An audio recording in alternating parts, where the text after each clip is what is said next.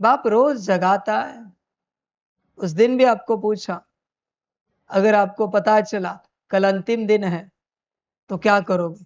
तो आपने कहा दिन भर याद में बैठेंगे। बैठे कभी? बैठे कभी क्या? उस दिन से देखो कितनी माया में हो, अपनी सेवा की, अपनी श्रीमत पालन की, बैठे याद में और सकाश में, जो अच्छा लगे दिन भर। समझ की बात है बच्चों। कहाँ हंसने खेलने में, मौज मस्ती में समय बिता रहे हो, कहाँ संसार की बातों में समय गवा रहे हो। दिन भर याद में बैठो बच्चे। सकाश में याद तो है ही है। दिन भर बैठे और सकाश चल रहा है। मौन रहो और दिन भर सकाश चलता रहे। ज्ञान सुन लिया सुबह, बस हो गया। मैंने कहा ना, थोड़ा ही ज्ञान सुनना है। बाबा मुरली में सुनाता है, काफी नहीं है क्या दिन भर के लिए? दिन भर में भी बीच बीच सुनाता है। अपने में बैठो, दिन भर अपनी अवस्था में बैठे रहो। समझ की बात है बच्चे, होश में आ जा। एक याद में रहने का संस्कार बना। अभी जो आपको सुबह बात बताए बैठे बैठे मुरली से पहले, आने वाले समय में बहुत कुछ होगा। कोई बिल्डिंग गिर गई, कोई दब गया, और उसको पता है यहां तक कोई नहीं पहुंच सकता मुझे बाहर निकालने के लिए। इतना निश्चित हो गया है, बिना खाना पानी के शरीर छोड़ना है। और तुम सेफ हो, पर निकल नहीं सकते। कम से कम 4-5 दिन, 2-3 दिन, 6-7 दिन जिंदा रहोगे अंदर, निकल नहीं सकते। याद में बैठने की प्रैक्टिस है। क्या करोगे? अव्यक्त वाणियों में भी तो कहा है बाबा ने, स्लैब गिर जाएगी, नीचे दब जाएंगे। अभी क्या हुआ म्यांमार में? सब अंदर फंसे हैं ना। कब निकालेंगे उनका भाग्य जाने, कब बाहर आएंगे। पर बच्चे, अगर ऐसी अवस्था हो जाती है तो परमात्मा की याद में हम शरीर छोड़ सकते हैं क्या? कोशिश चल रही है सबको बाहर निकालने की। उनका भाग्य, सबको जीवन मिले, सफल हो जाए, अपने यात्रा कंटिन्यू करे, सेफली बाहर आ जाए। पर भाग्य में होगा तो ना बच्चों। विचार करो, ऐसी परिस्थिति आपके साथ होती है तो क्या परमात्मा की याद में आप बैठ सकते हो 6-7 दिन? कोई खाना नहीं, कोई पानी नहीं, कोई व्यवस्था नहीं, खड़े ही हो, सो भी नहीं सकते तुम, लेट भी नहीं सकते। ऐसी अवस्था में हो तो याद में रह सकते हो क्या परमात्मा की? सोचो, विचार करो। इसलिए बच्चे, प्रैक्टिस लगती है। बिना खाना पानी के, बिना व्यवस्था के उस अवस्था में बैठे। थोड़े घंटे खाना नहीं मिला, एसिडिटी गैस तो नहीं होगी? वहां कौन देने आएगा पानी, कौन देने आएगा खाना? भाग्य होगा, मदद पहुंची तो निकल पाएंगे। अभी जैसे कोशिश जारी है सबको निकालने की, चल रही कोशिश, पर सरकार भी कहां तक करेगी, कितना करेगी? और तुम्हें स्वयं को निश्चित हो चुका है कि नहीं निकल पाए। क्या करोगे? विचार करो। प्रैक्टिस है। एक तरफ शरीर से खून निकल रहा है, ऐसे तो नहीं कि एकदम सेफ ही रहोगे। खून निकल रहा है, किन्हीं अंगों से कटा है अंग, दर्द में चिल्ला रहे हो, लेकिन फिर भी उस अवस्था में परमात्मा की याद में रह सकते हो। विचार करो। दिन रात वहां पर ही हो, अंधेरा ही अंधेरा है, कोई नहीं पहुंचेगा निकालने के लिए। विचार करो, ऐसी अगर परिस्थिति आई, याद में परम धाम, निर्वाण धाम, शांति धाम जा पाओगे? स्वयं से विचार करो। तुम यह नहीं समझना कि तुम परमात्मा की संतान हो तो तुम मक्खन से बाल के मुआफिक इस धरा से निकल जाओगे। बच्चे, सबका भाग्य नहीं, सबका भाग्य नहीं। एक हल्की भी मन में भी श्रीमत टूटी है, फिर भी एक कष्ट जमा हुआ है। मृत्यु के समय, शरीर छोड़ने के समय, जिन्होंने अपने जीवन में एक भी श्रीमत नहीं तोड़ी है, उन्हीं का ये भाग्य है मक्खन से बाल। बाकी पुरुषार्थियों का ये भाग्य नहीं है।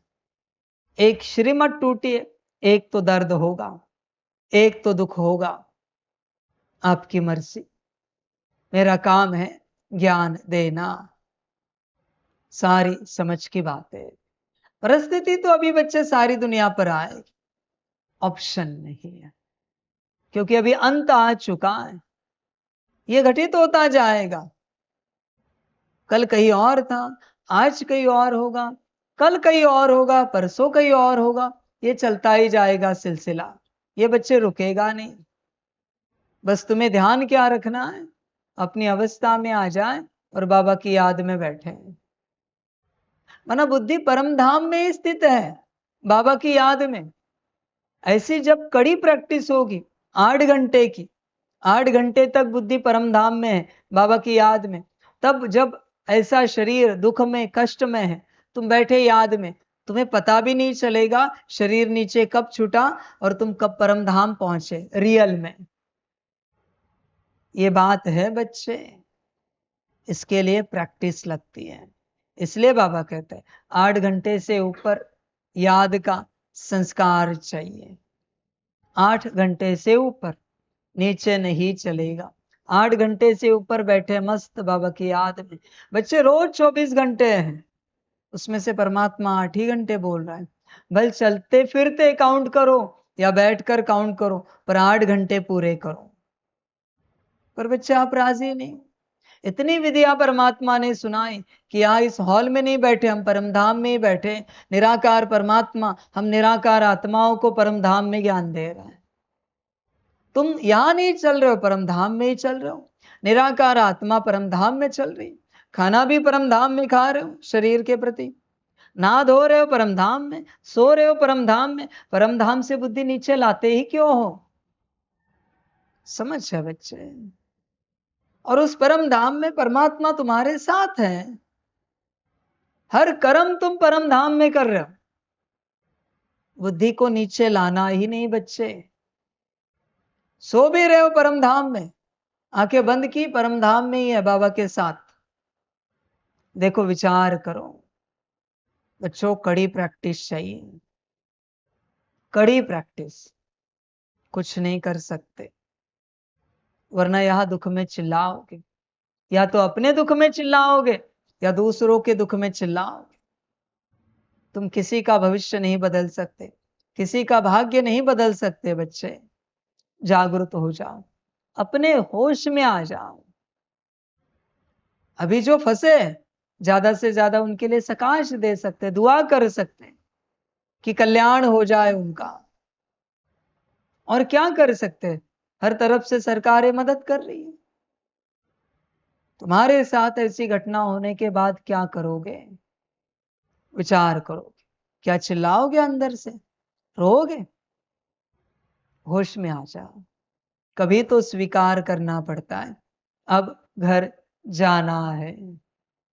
तुम राजी नहीं हो स्वीकार करने के लिए। तुम्हें लगता है और जीवन है, और जिएंगे, और मौज करेंगे, हंसेंगे, खेलेंगे, खाएंगे, पिएंगे, ऐसे मौज में चलते रहेंगे। बच्चे, ऐसे सब नहीं होता। समझ की बात। इसलिए बाबा कहता है समय कम है। इसलिए मैंने बीच में कहा, जाओ किसी ज्योतिषी के पास और अपनी जन्म पत्री दिखाओ, चेक करो आयु कितनी बाकी है, और अपने जीवन का निर्णय लो। अपनी जीवन परमात्मा को सौंप दो, उसके यज्ञ में स्वाहा कर दो। वरना बच्चे, काल कब आएगा, कब और कैसे उठा के लेके जाएगा, पता भी नहीं चलेगा। समझ की बात है बच्चे।